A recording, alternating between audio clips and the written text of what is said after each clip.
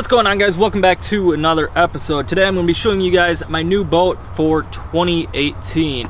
Now, I picked this up to fish a lot of smaller lakes and stuff that I typically fish, and it's also a cool boat that you guys will like a lot, I think, because it's something that basically anyone can get or create themselves. Basically, instead of spending like 70 grand on a bass boat, this is a basically homemade small version of a bass boat that's going to be awesome for small lakes and everything.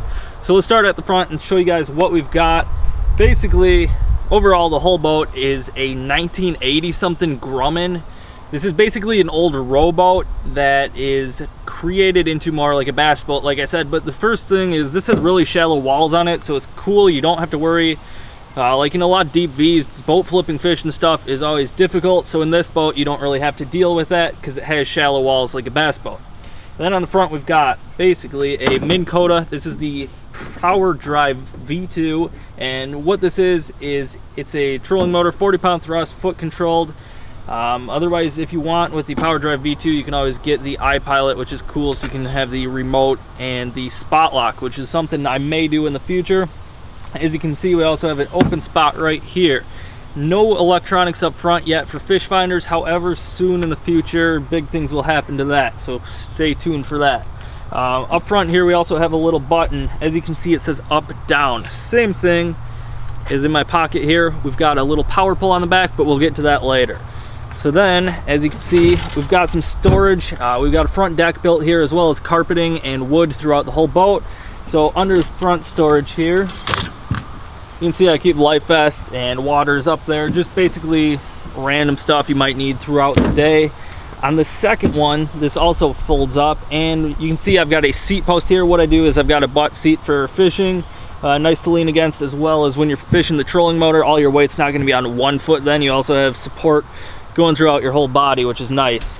And as you can see under that one, I keep a battery box as well as my foot pedal for the trolling motor, so I can get that out when I need it.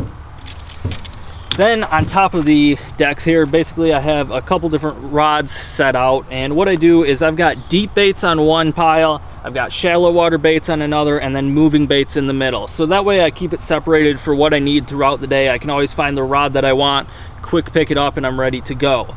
But further in here, we've got some more storage.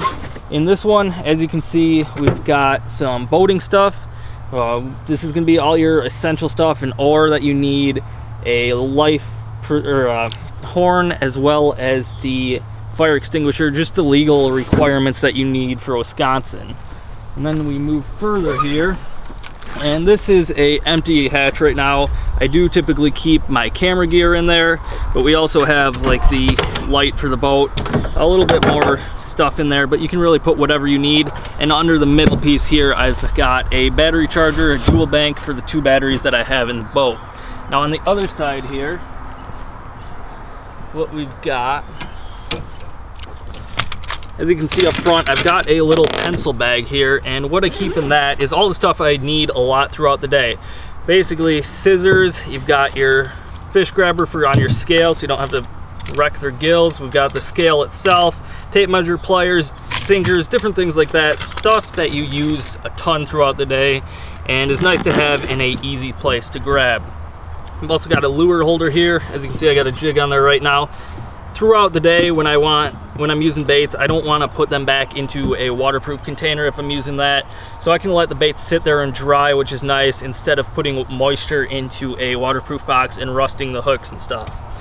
Then in this side, we've got all my tackle. So I've got basically terminal tackle. I've got a box here with like crankbaits and jerk baits. I've got square bill, swim baits, all different stuff in there throughout the day. Stuff that I use a ton, basically a variety, a couple of each type of bait to keep me occupied throughout the season for what I need. Just stuff that I use a ton of. I also got some fluorocarbon line in there to help me if I'm using braid. I can always throw a leader on there.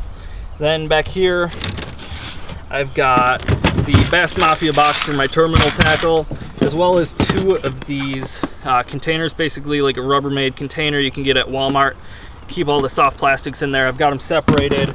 I've got craws, tubes, and swim baits in there, and then I've got worms and soft body frogs in another one. You can also see we've got the illumination in there, which is nice if you're fishing in the morning or at night. You can see everything as well as down in the deck.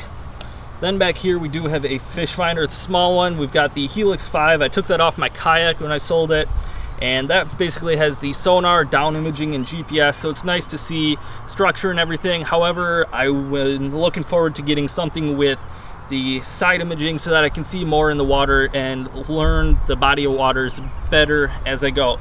This also, being the Gen 2, has the auto chart live in it, so like I said, I fish a lot of small lakes. I can create my own maps on there as I go throughout the day, and that's a really cool way to pattern the fish you're fishing as well as learn more. I've got a chair back here, which is good for fishing with the motor when I drive to the spots and stuff. However, I don't fish in the back very much, which is why I have the small Fishfinder and not much back here. Then, as you can see right here, we've got our electronics.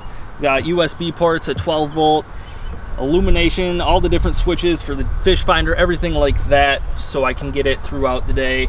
I can turn on and off whatever I need without wasting a ton of battery.